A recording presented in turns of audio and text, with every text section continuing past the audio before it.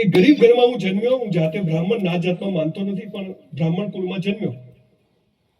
અને કોઈ પણ વાર્તામાં શું લખેલું આવે? એક દરિદ્ર બ્રાહ્મણ હતો. બ્રાહ્મણ થાલો ગરીબ જ હતો, એટલે વાણીઓ થાલો પૈસાદાર હતો. હું એકચ્યુઅલી આ વાર્તા લખવાનો હોતું જ થાલો જડતો નથી. હું તો મારી મર્સિડીઝ બતાવું કે જો આને ગરીબ બ્રાહ્મણ કહેવાય. એ ગરીબ ઘરમાં જન્મ્યો ને એક દિવસ મેં મારી બાને પૂછ્યું, મારી બા સ્કૂલ નથી કે 500 ભજન ડોસી મોઢે ગાય છે. એ મારી માને પૂછ્યું કે બા આપણે ગરીબ કેમ છીએ? બધા પાસે પૈસા છે, આપણી પાસે કેમ નથી? ત્યારે મારી બાએ બહુ સરસ જવાબ આપ્યો. મને કે બેટા આપણે ગયા જન્મમાં હારા કર્મ નતા કર્યા ને એટલે આપણે ગરીબ છીએ. તો મેં કીધું હવે શું કરું? મને કે હવે હારા કર્મ કરો, બધું સારું કરો. પણ બધું કેવી રીતે થાય? મને કે ગૌ માતાની સેવા કર, મંદિરમાં ઘંટડી વગાડવા જા, ચપ્પલ ગોઠવ, બાપજીની પૂજા હોય તો ત્યાં આગળ પ્રસાદી વેચવા જાય, કીડિયારું પૂરવા જાય, ત્યાં લે લા થોડો લોટ લઈ જાય. આવું નાનું નાનું કામ કર. આપણે કોઈ પૈસા તો છે નહીં. એક રૂમનું ઘર, ઘરમાં સંડાસ બાથરૂમ નહીં, તળાવ પર જવાનું, ઘરમાં પંખો નહીં. બહુ શરમ આવે કે આ ગમે એટલી ફિલોસોફી મારો ને પૈસા વગર કશું નથી, બધું તેલ લેવા જાય બાકીનું બધું. એક દાડો બાપાને કીધું સાયકલ લાવી આવ્યો. સ્કૂલ ચાલી બહુ દૂર, આપણે ગરીબ હોઈએ એટલે ભગવાન તકલીફો હોતી ના લે. એટલે ગામના આ છેડે ઘર ને આ છેડે સ્કૂલ ચાલા હેરતા હેરતા જવાનું 1 કલાક થાય. વરસાદ આવે, ગરમી પડે, ચપ્પલ ના હોય, સેફ્ટી પિન મારીને પકડવાના. એક દિવસ મારા બાપાને પૂછ્યું, મેં તું સાયકલ લાવી આવ્યો યાર? મને કે હું દરજી, મારા બાપુજી દરજી કામ કરે કોટલા ઉપર. હું તમને બધાને વાત કેમ કહું છું ખબર છે? જીવન ગમે ત્યારે શરૂ થઈ શકે છે. મનસીએ બહુ સરસ વાતો કરી, તમે કદાચ ધ્યાનથી અથવા મારા પહેલા બી જે લોકો બોલ્યા બહુ સરસ બોલ્યા. મારા બાપાને કીધું સાયકલ લઈ આપો, નહીં તો સ્કૂલ નહીં જવું. એ દિવસે મારા બાપાએ મને જે વાત કરી, and that was the turning point of my life. મારી આખી જિંદગી બદલાઈ ગઈ 8મા ધોરણ. મને કે સાલા કોઈ કરોડપતિ ત્યાં જન્મ્યો હતો? હું સાલી વાત સાચી, હું શું કરવા?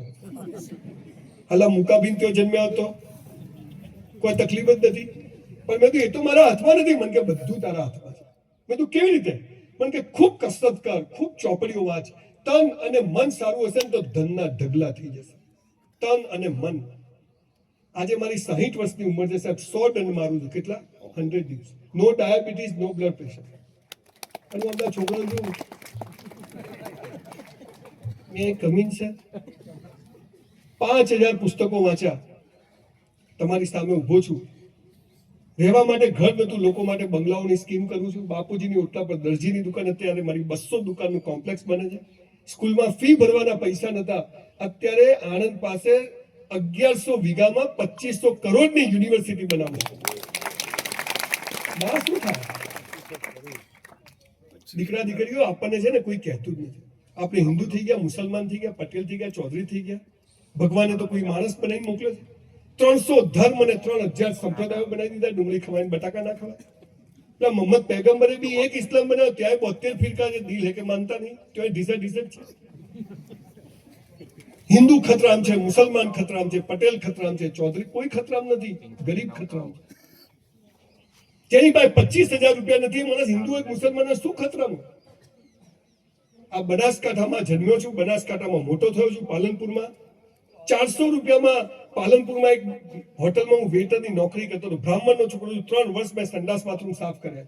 કોઈ કામ નાનું નથી હોતું, પણ પોનના ગલ્લે નવરા બેહી રહ્યું ને સૌથી હલકું કામ હોય. એક ગરીબ ઘરમાં જન્મી 3 વર્ષ પાલનપુરની હોટલ મહેતામાં મેં વેઇટરનું કામ કર્યું. અમે 4 વેઇટર હતા.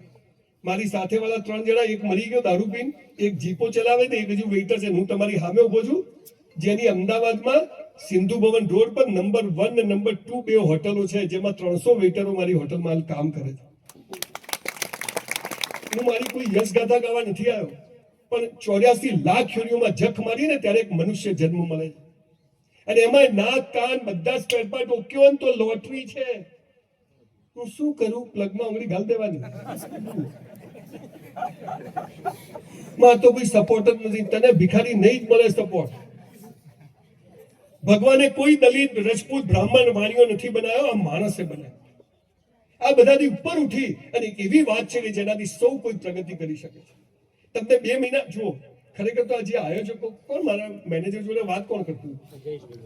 આમની માટે એક જોરદાર તાળી પાડો, જોરદાર તાળી પાડો. સૌથી વધારે મારા તારીખે આખી ટીમમાં. મારી તારીખો સેટ નથી થતી. 2 વાર મેં ના પાડી, પછી પૈસાની વાત થઈ, પછી પેલા મેનેજર સાલા બનાસકાંઠાનો માર ખવડાવે, પૈસા વિશે કહેતો નહીં તો આવવા પડે. માં માતૃભૂમિ ને માતૃભાષા માટે જે જીવે ને કદી દુઃખી ના થાય. આ મારી માતૃભૂમિ છે બનાસકાંઠા. એમને એટલો પ્રયત્ન કર્યો, તારીખો સેટ નથી થતી. મારે બાજુ 1000 માણસ હોય તો જવું ને એવું બધું અમારી ટીમે ગોઠવેલું. અહીંયા મને ખબર કે સિરોંગો 100 માણસ થાય તો ઘણું કહેવાય. તો એ ભાઈ કે ના જાણે એમ છોકરીને લગન નાના સાહેબ ઓમ કરો તેમ લોહી પી ગયા ભાઈ. અને છેલ્લે આજની તારીખ સેટ થઈ અને બપોર 1 વાગે તમને નવાઈ લાગશે, હું 12:30 વાગે આવી ગયો તો આપ મહાન લોકો મોડા આવ્યા.